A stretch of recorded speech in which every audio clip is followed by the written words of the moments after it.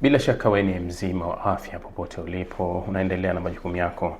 Mtaniwia radhi, jana kidogo sikurudi kwenye kukupasha baadhi ya vitu ambavyo vinaendelea jioni, lakini kwa sababu ya weekend, tuko kwenye weekend, watu wanapumzika, wanafanya nini? Vita ipo tu. So nimekuja tuzungumze yako ya kuzungumza. Tazungumza yako mengi ya kuzungumza.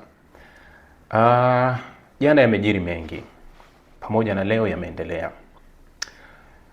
Mchana wa jana, rais wa Irani Masoud Pezeshkian alikizungumza na vyombo vya habari kwa muda mfupi, akaeleza nia na dhamira ya Irani kutowashambulia jirani zake.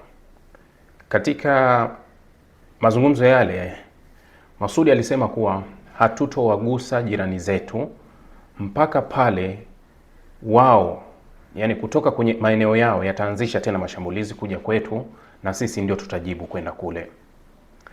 Kauli hiyo baada ya kauli ya Masoud Pezeshkian, au kabla ya kauli ya Masoud Pezeshkian, tayari Reuters ilikuwa imeandika kuwa kulikuwa kuna mpasuko wa ndani wa Irani kati ya muhimili wa kijeshi na muhimili wa kisiasa. Tayari kulikuwa kunaonyesha kama kuna pengo, na Reuters ilikuwa imeandika hivyo kuwa ikiwanukuu baadhi ya makamanda wa kijeshi kuwa hawapokei amri tena kutoka kwa wanasiasa. Kwa mujibu wa katiba ya Irani, IRGC, Al-Quds na vikosi vya usalama, wizara ya mambo ya nje, wizara ya ulinzi, hizi zote zinakuwa chini ya kiongozi mkuu wa nchi, supreme leader, na haiwi chini ya rais. Rais yeye huandaa sera na kuwa na wizara nyingi, ambapo wizara za uwekezaji, sera, wizara za afya, wizara nyingine zote zinakuwa chini ya rais, ambayo yeye huandaa sera na kutekeleza zile sera. Lakini linapokuja swala la upande wa pili, masuala ya kijeshi na masuala mengine, inachokwenda ni nje, inakwenda nje, yani kuwa anayemiliki hapo ni supreme leader. Sasa nchi haina supreme leader. IRGC wanaripoti kwa nani? Katiba haiwataki waripoti kwa rais, na hakuna kiongozi ambaye anatakiwa kuripoti kwa. Sasa tangazo la Masoud likawa linasubiri kwa shauku kwa sisi wafuatilia habari ambao huwa tunapekenyua zile habari. Tulikuwa tunasubiri jibu, tuone jibu linalotoka ni lipi kwa wakati gani. Baadaye msemaji wa jeshi la IRGC akatoa tangazo pia. Baada ya kauli ya rais, akatoa tangazo kuwa IRGC ilikuwa imekubaliana na kauli ya Rais Masoud Pezeshkian kuwa itatekeleza maagizo hayo, kuwa hawatomshambulia jirani yao yoyote kwa hivi sasa mpaka pale huyo jirani atakaporuhusu ardhi yao tena itumike dhidi yao. Kauli hii ilikuwa inavunja nguvu upande wa upinzani, yani wale ambao walikuwa wanatarajia kuona kuwa hii nchi imepasuka. Kauli hii haikuwa nzuri sana kwao, kwa sababu ni kauli ambayo ilikuwa inaonyesha mshikamano, ni kauli ambayo ilikuwa inaonyesha kuwa hakuna tofauti za kile kilichoandikwa kwenye vyombo vya habari vya magharibi, kuwa inaonekana kama kuna mpasuko ndani wa nchi, ambapo ndio kitu kikubwa sana ambacho kimekuwa kikitegemewa. Kwa kawaida Irani, kwa kawaida ndani ya Irani, watu wengi wa Irani hawakubaliani na serikali yao inavyoendeshwa. Watu wengi, hilo liko wazi, na huwa nililizungumza wakati wa Syria, nikazungumza mara nyingine, na kila sehemu huwa ninawaambia, na kila mara napenda kuwaambia kuwa serikali nyingi zenye misimamo mikali hupendwa nje kuzidi ndani. Yani raia wa nje ambao huwa wanaona zile serikali, kwa sababu zile serikali zinakuwa against with Western, sababu zinakuwa kinyume na nchi za magharibi, kwa hiyo huwa zinatuvutia sana sisi tunaokuwa pembeni. Ndio maana mara kadhaa napenda kusema kuwa sisi ni washabiki kweli kweli wa hizo serikali za kina Ibrahim Traore, serikali za kina Putin, serikali za kina Kim, serikali ya Venezuela ya Maduro ilivyokuwa, na serikali nyingine ambazo zimekuwa katika staili hiyo, ikiwemo serikali ya Iran. Serikali hizo huwa zinatuvutia, lakini Sisi huwa hatutaki kwenye nchi zetu tuwe tuna serikali za hivyo, lakini tunapenda kwa wenzetu wawe na serikali za hivyo, kwa sababu tayari unaona kule Burkina Faso Ibrahim Traore yeye kafuta vyama vyote vya siasa, hamna upinzani, hakuna nini. Sisi huku nyumbani tunashangilia. Sasa kwetu wajaribu kufanya hivyo, waone kuwa wale walikuwa wakishangilia kule kama na huku watashangilia, hali itakuwa tofauti. Kwa hiyo hizi serikali ziko hivyo, kuwa hata ndani ya Iran watu wengi wana na serikali yao, yani kwa baadhi ya vitu vinavyokwenda, kwa sababu msimamo wa serikali na dunia ilipo inakuwa tofauti. Ndio maana niliwapa mfano kwenye uchaguzi wa 2024 Jalil Said alishindwa na Masudi kwa sababu moja tu. Masudi alikuwa ni centrist, Masudi Pezeshkian alikuwa yeye ni wa mrengo wa kati, kuwa yeye anaweza kuwasiliana na dunia na wakazungumza, wakajaribu kubadili baadhi ya vitu ambavyo vinakuwa vinaleta utata. Ndio hilo pekee lililomfanya akashindwa Jalil Said, ambaye yeye alikuwa ni muhafidhina. Yaani hilo lilikuwa linakupa jibu tu kuwa wa Irani kuna kitu wanakitaka. Na juzi yalivyotokea maandamano, wa Irani walionyesha kwa wingi, waliingia barabarani kabla ya maandamano kuvurugwa na wavuruga maandamano walivyoanza kushambulia maafisa wa usalama kwa kutumia silaha. Lakini kabla ya hapo wa Irani wali express feeling, walitoka kuonyesha kuwa tunataka nini. Kwa hiyo ilikuwa inakupa jibu la moja kwa moja kuwa Irani inataka nini. Na ndio maana juzi kwenye maoni yangu kuwa Irani wanamchagua kiongozi gani, supreme leader, nikasema kuwa Mujtaba hafai kwa Irani ya sasa na matamanio ya sasa. Waweke mtu mpya, sura mpya, wala wasimchukue Hassan Khomeini aliyekuwa mtoto wa Khomeini wa kwanza, wasimchukue. Waweke kiongozi mwingine tofauti ambaye Wairani wahisi kama tunaweza tukapata kitu tofauti na kile ambacho tumekipata katika tawala mbili ambazo zimepita za ma supreme leader. Nilitoa maoni yangu nikasema hilo. Sasa Irani inaonekana iko solid kiuhakika. Matamanio ya nje yanakwenda tofauti na kile ambacho kinaendelea ndani. Licha ya kuwa wa Iran nimesema kuwa wana tofauti nyingi sana ndani na hawavutiwi sana na serikali iliyopo. Hata ukitembea, hata ukienda huko utaona kuwa mipasuko hii inaonekana kwa wazi kabisa ndani ya Irani. Lakini imepokuja swala la nje, Irani wamekuwa wamoja. Yaani ilipokuja kuwa mashambulizi yanatoka nje, Wairani wote wamekuwa pamoja. Ndio maana tumeona baadhi ya video zinaonyesha kuwa hata jamii ambayo ilikuwa inategemewa labda huenda ingejiunga na mgogoro ya Baluch, jamii ya wale wa Azeri, wameonekana wakipiga picha na IRGC pamoja. Sasa hii ilikuwa ni ishara kuonyesha kuwa wameungana katika umoja. Yaani wamerithi ile style walikuwa nayo wa Yemen.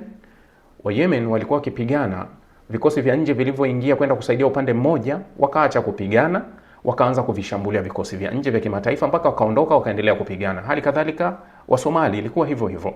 Wakati Marekani alivyoingilia kati vita zao ile ya miaka ya 90, wakaacha kupigana. Wakaanza kumshambulia yeye kwanza mpaka alivyoondoka wakaendelea na mivutano yao. So wa Irani ni kama wametuonyesha kitu hicho, kuwa wao wako na maisha yao mengine, kuwa wanafahamu wana matatizo ya ndani, lakini wanaamini kuwa matatizo yao wanaweza wakayatatua wenyewe bila kuingiliwa kutoka nje. Nadhani hilo wamelionyesha kwa wazi kabisa kuwa tunayo matatizo, lakini hatuhitaji msaada kutoka nje, tutamaliza wenyewe. Kwa hiyo kauli ya IRGC ilivyoungana na kauli ya rais ilikuwa ni tangazo la utiifu kwa kiongozi ambaye hivi sasa yupo katika lile jopo ambalo la watatu ambapo linaongozwa na Alireza, Masoud Pezeshkian pamoja na jaji mkuu Ghulam Hussein. Hao ndio wanaoongoza nchi kwa hivi sasa kabla ya kwenda kumteua kiongozi supreme leader, ambapo inaonekana kuwa wamechelewa pia kumteua kwa sababu walipaswa tayari wawe wameshateua supreme leader. Kwa hiyo hii ilikuwa ni kama pigo fulani na kujibu upande wa pili, waanze kuangalia njia gani nyingine wanaweza wakaifanya. Tangazo la Irani kuto kushambulia majirani zake halikwenda kama lilivyo, kwa sababu mashambulizi yameripotiwa Saudi Arabia, mashambulizi yaliripotiwa UAE, mashambulizi yameripotiwa Qatar na Bahrain. Jana Marekani na Israeli zilifanya mashambulizi makubwa kwenye depot za oil za mafuta ya Irani. Hii nadhani inaweza ikaumiza zaidi Israeli kwa upande wa pili kuzidi Iran, kwa sababu Irani ni nchi kubwa sana. Irani ina reserve kubwa pia ya mafuta. Halafu ina sehemu nyingi za kuhifadhi mafuta. Israeli ni ndogo, na ukipiga Haifa tayari manake unakuwa umekata eneo kubwa, yani kwa usambazaji utashuka kabisa.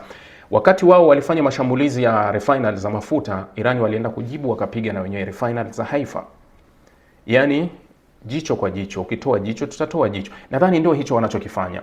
Jana Marekani na Israeli walienda wakapiga mji wa kusini wa naitwa Kemshi, wakapiga kwenye kituo cha kusafisha maji ya bahari ambacho ndio wanatumia. Marekani na Israeli walifanya hivyo. Irani ikaenda ikapiga kituo kama hicho kule Bahrain, washirika wa Marekani, na yenyewe ikapiga kwenye kituo kama hicho kuwa cha kusafishaji. Unajua nchi za Gulf au nasema nchi za Middle East, naweza kusema hizi nchi za Kiarabu za Gulf ndio nchi ambazo zinatumia zaidi maji ya bahari, yani zinasafisha sana maji ya bahari kwa kiwango kikubwa, kuyaweka kufanya katika matumizi yake ya kawaida. Mfano UAE inatumia mpaka karibu 70% ya maji yake yote yanakuwa yamesafishwa kutoka. Hali kadhalika ukiangalia Omani juu ya 80% wanatumia. Saudi Arabia angalau ina baadhi ya visima, lakini na wao wako juu ya 80% ya maji wanayotumia. Hao huko walioenda kupigwa Bahrain wako juu ya 90% ya maji yao wanaotumia kuwa ni maji ambayo yanasafishwa kutoka baharini alafu yanakuja kutumia. Sasa wakati Marekani ameenda kupiga kule Irani wakaenda kujibu Bahrain, wakapiga. Wakatoa taarifa kuwa tunajibu kile ambacho kimetokea. Tangazo letu la kuwa hatutashambulia jirani zetu lilikuwa sio kwamba tumefunga kabisa kushambulia jirani zetu. Tumesema ikiwa uchokozi utatoka kwao utarudi kwetu, na sisi tutarudisha uchokozi kurudisha kwao. Nadhani waliongea hivyo. Sasa Trump baada ya lile tangazo la Irani kusema kuwa wamesitisha mashambulizi kwa jirani zao, alienda kwenye mtandao wake wa Truth akaandika kuwa Irani imeamua kusarenda, yani Irani imesalimu amri kwa washirika wetu wa kikanda, na hii yote inatokana kuwa mashambulizi makali yalielekea kwao, ndio sababu wamefanya hivyo. Alisema hivyo Donald Trump. Wakati huo Donald Trump akawaambia Uingereza kuwa hatuwahitaji kwenye hii vita, hatuwahitaji kwa sababu sisi tayari tumeshinda hii vita. Tayari tumeshinda hii vita. Sasa sijui wameshashinda wapi, au kuna sehemu wameiona wao kuwa watashinda, kwa sababu awali Uingereza alikuwa anaingia stoki na kuja siji, mara anatuma ndege, mara anafanya hivi. Yani ilikuwa kama vile anatishia kuwa naweza nikaja au nisije. Sasa Trump amemwambia kuwa hatuwahitaji. Sisi tayari hii mechi tumesha shinda. Kwa hiyo nyie kaeni pembeni. Jana kupitia mtandao wa X, Ali Larijani, mmoja wa makamanda wa juu kabisa aliyebaki wa IRGC, aliandika kuwa wamewakamata wanajeshi wa Marekani. Yani wanawashikilia wanajeshi wa Marekani. Jinsi alivyoandika anasema kuwa ninazo taarifa kuwa wanajeshi wa Marekani wanashikiliwa. Taarifa ambayo ilikanushwa haraka na CENTCOM. Wakasema hapana, hizo taarifa sio za ukweli na hiyo ni taarifa ya uongo. Sasa unathibitishaje uongo na ukweli? Ni lazima Irani watuthibitishie walichokisema kuwa wanashikilia au hawashikilii, au ilikuwa ni story, kwa sababu kuna still picha zimetembea sana zikaonyesha wanajeshi wa Marekani kama wamewekwa, wametekwa na nini, na mimi nilitumiwa hizo.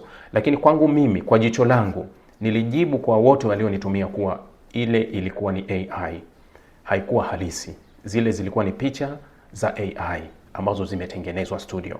Sasa hayo ya Larijani kuwa wanawashikilia, anapaswa atuthibitishie. Hata sheria za kimataifa zinakataza kuwaonyesha mateka wa kijeshi. Unaweza ukatuonyesha ID zao, ukatuonyesha passport zao, au ukatuonyesha chochote ambacho kithibitishe kuwa hawa hapa ndio tunawashikilia. Kwa hiyo sijui umeelewa hilo. Sasa yanaendelea.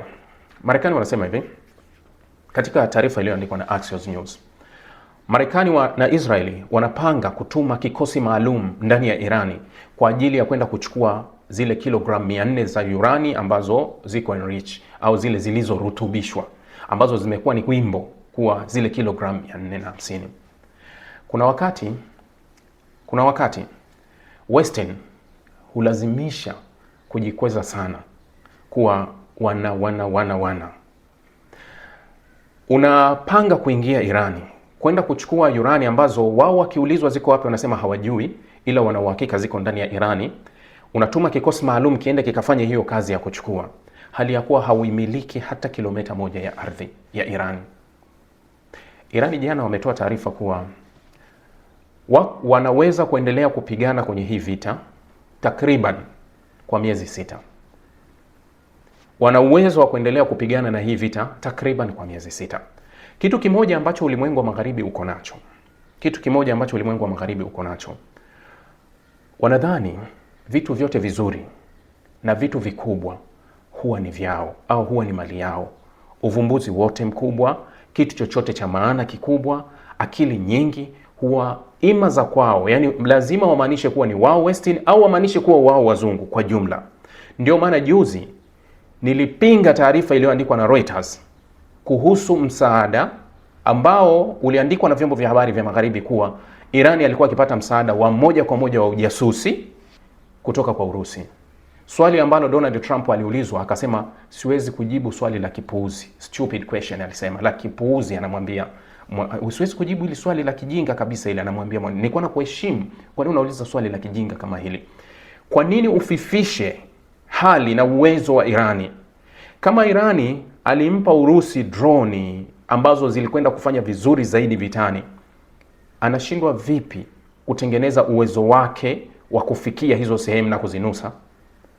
Yani kwa sababu amefanya vizuri katika mashambulizi yake ambayo yamekuwa yakilenga kwa usahihi.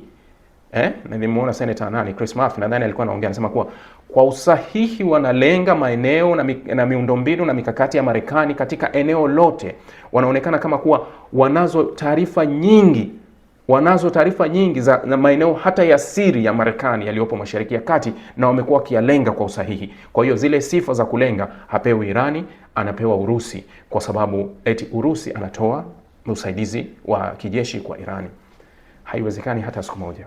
Irani atapata msaada wote kwa Urusi atapopambana na wengine wote, lakini sio kipindi ambacho atapambana na Israeli. Hawezi kupata huo msaada, na hilo liko wazi. Hawezi kupata huo msaada. Kwa nini tusiwape credit Iran kuwa huu ni uwezo wao ndio uliowafikisha kuwa hapo? Siku ya 8 ya mzozo bado tunaona hali ni ngumu. Marekani wameamua kuanza kupiga sasa maeneo ya kawaida ya kiraia.